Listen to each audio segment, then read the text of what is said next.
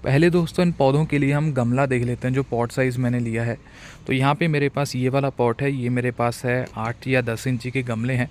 ये थोड़ा सा बड़ा है और ये थोड़ा सा छोटा पॉट है। पर ये दोनों जो गमले हैं मैंने मिट्टी के लिए हैं, जो सॉइल के क्ले प्लांटर होते हैं, तो वो मैंने लिए हैं। मिट्टी के गमले में गुलाब लगाने का ये फ़ायदा है, जो गुलाब की जड़ें हैं जैसे सर्दी में तो बहुत अच्छे से चल जाती हैं। जैसे गर्मी आती है, काफ़ी बार हम प्लास्टिक के पौधे में पानी सही से नहीं डाल पाते हैं, और छत पे जैसे सीमेंट वाली छत होती है तो बहुत ज़्यादा जल्दी गर्म जो टेम्परेचर है वो बहुत ज़्यादा हो जाता है, जिस वजह से रूट रॉट हो जाती हैं, काफ़ी बार इसकी ग्रोथ रुक जाती है, पौधा स्ट्रेस में चला जाता है।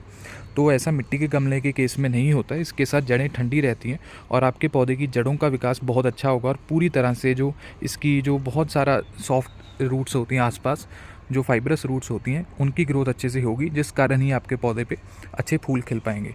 तो आप ये 8 से 10 इंच के गमले ले सकते हैं। मेरे पास ये बहुत पुराने गमले हैं, बहुत ही ईजी, जो आपको मिल जाएंगे कहीं पे भी, और बहुत साल चल जाते हैं, ऐसे ख़राब नहीं होते हैं। तो ये मैंने 2 प्लांटर्स इनके लिए लिए हैं। पौधे की मिट्टी आप चेक कर सकते हैं, ये पुणे के पौधे हैं। पुणे की मिट्टी रेड होती है, या साउथ साइड जहाँ से आते हैं। ऊपर से थोड़ी बहुत उन्होंने खाद वगैरह मिक्स करी है, जो नर्सरी वाले यहाँ के होते हैं, कि इसकी ग्रोथ वगैरह होनी शुरू हो जाए। तो इसको हम निकालेंगे थोड़ी बहुत जो मिट्टी है, क्योंकि हमारी जो मिट्टी सैंडी रहती है, सैंडी सॉइल होती है, उसमें रेत वगैरह मिक्स किया होता है, तो अच्छे से ये ग्रो नहीं कर पाएगा। थोड़ी बहुत ही निकालेंगे। अभी जैसे सर्दी का मौसम है तभी मैं निकाल पा रहा हूँ। अगर आप गर्मी में ये पौधे लेकर आते हैं, एज इट इज़ रिपोर्ट कर दीजिए, या फिर इनको रखिए जब तक इनका सही मौसम रिपोर्टिंग का नहीं आ जाता है। अभी ये देखें, मैंने इसका जो नीचे से पॉली बैग निकाला है, बहुत छोटा सा रूट बॉल है। अभी तो जैसे पौधे न्यू हैं, फ्रेश हैं, इसका थोड़ा बहुत जैसे ये ओल्ड प्लांट है और इसकी रूटिंग अच्छे से नीचे से तक हो पड़ी है। तो इसका हम बहुत थोड़ा सा नीचे से मिट्टी निकालेंगे। कितनी निकालनी है वो मैं आपको दिखाता हूँ। जैसे आपने ये है अराउंड 20 to 30% आपने आसपास से मिट्टी निकाल देनी है, कि ताकि जो हमारा जो पौधा है वो भी ख़राब ना हो और हमारा जो काम है वो भी सही हो जाए। तो ये देखें, मैंने सिर्फ इतना ही इसका रूट बॉल है निकाला है।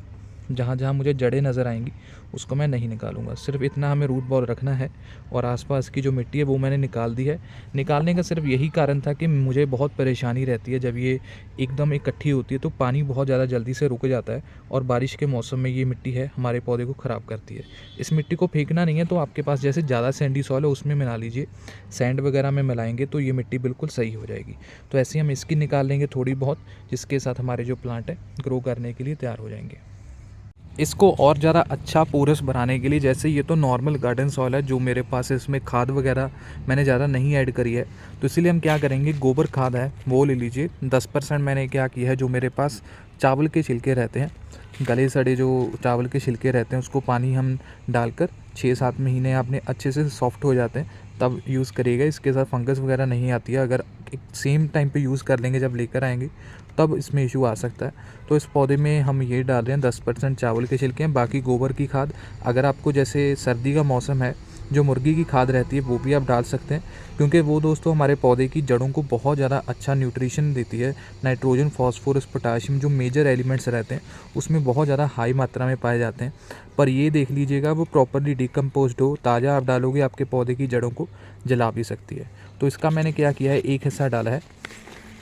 तो इसके साथ एक तो मिट्टी पोरस होगी, आप देखें इसमें आपको दिख रहे होंगे।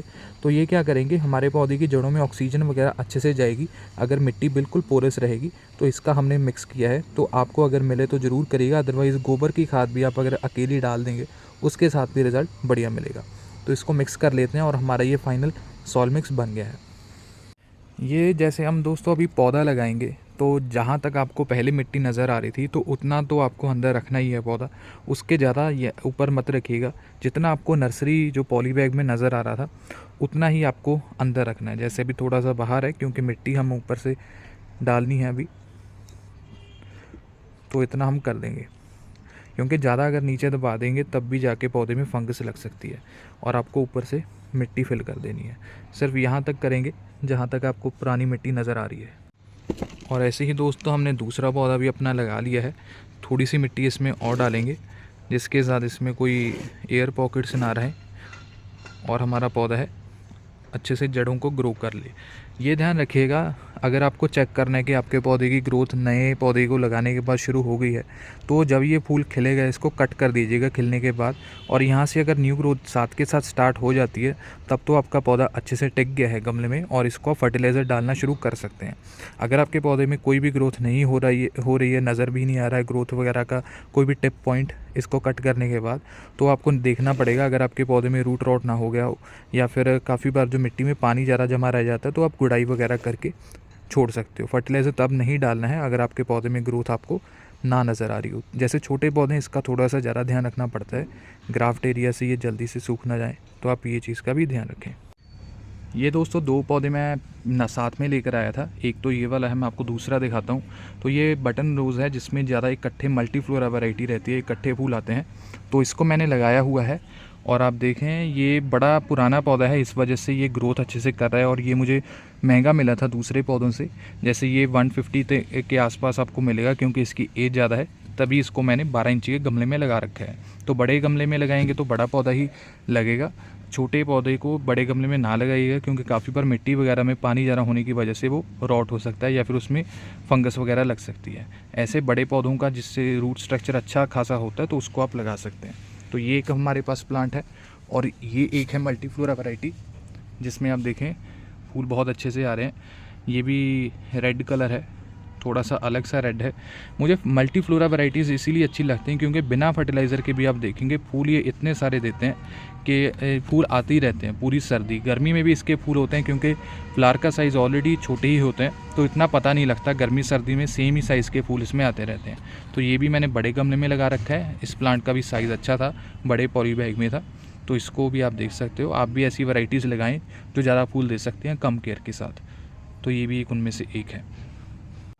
और ये दोस्तों हमारे पौधे हैं, हो गए हैं लग के रेडी, और इनको हम पानी डाल देंगे। पानी सिंपली आपने डालना है, जैसे मिट्टी पहले से ही थोड़ी बहुत जो मॉइस्ट है, इसमें मॉइस्चर पहले से ही है, तो थोड़ा सा कम डालेंगे और ऐसे ही हम इसको पूरी धूप में रख देंगे। इतना आप रख सकते हो कि जैसे सर्दी की धूप इतनी तेज़ नहीं होती है, तो उसकी पूरी धूप ये झेल लेता है। गर्मी में थोड़ा बहुत शेड में रखना ज़रूरी रहता है, तो आप इनको अभी के अभी पूरी धूप में रखें और साथ के साथ ही इसकी ग्रोथ शुरू हो जाएगी। पानी का खास ध्यान रखना है, ना ही सूखने देना है और ना ही ज़्यादा डालना है। जब इसकी रूट ग्रोथ हो जाएगी तब ये झेलने लायक हो जाएगा थोड़ा बहुत। जैसे अगर आपको इससे ज़्यादा भी डल जाता है, गुड़ाई वगैरह कर दीजिएगा, जिसके साथ आपका प्लांट सही रहेगा। तो यही दोस्तों वीडियो थी। आई होप आपको ये वीडियो पसंद आई होगी। चैनल को सब्सक्राइब कीजिएगा, वीडियो को भी शेयर एंड लाइक कीजिएगा। अगर आपका कोई और क्वेश्चन है रिगार्डिंग एनी प्लांट, आप मुझे कमेंट सेक्शन में भी पूछ सकते हो। Thank you for watching.